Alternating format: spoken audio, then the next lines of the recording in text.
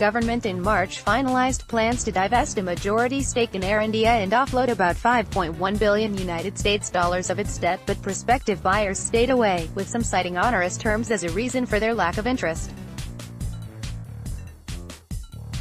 Photo, file, New Delhi. The government is open to listing ailing state carrier Air India, a government source said on Wednesday, after failing to attract buyers for a 76% stake in the company. While the government is considering several proposals related to reviving the divestment process, it will not allow complete foreign ownership of the airline, the source said, declining to be named before a final decision is reached. One of the proposals could involve the government retaining a share in the debt-laden carrier and selling it at a later date so it can capitalize on any financial upside that may occur from listing the airline, the source said. The government may also consider reducing the debt it passes on to potential buyers and restructuring the large workforce, another senior government official told Reuters.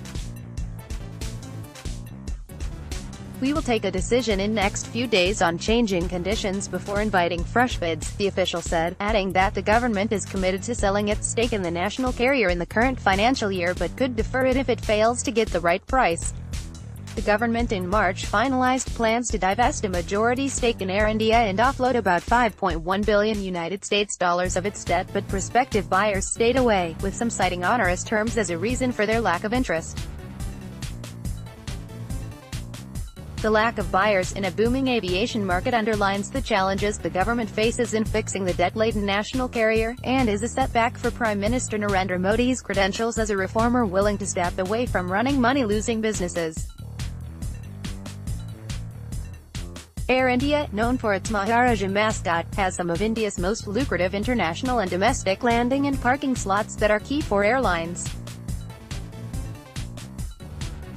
While a buyer would have got management control and gained access to more than 2,500 international slots and over 3,700 domestic slots, it would also have been required to take on Air India's 27,000 employees, 40% of whom are permanent staff.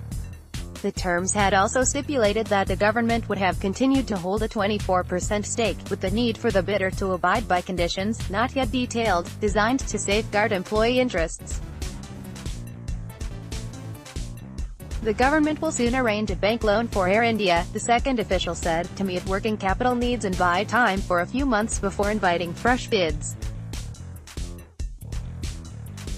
The heavens would not fall if the stake sale is deferred to the next fiscal year, the official said, adding that ahead of national elections next year, the government could not take the risk of selling the national carrier at a low price. This could cost the government politically and hurt the process of further privatization of other state companies, he said.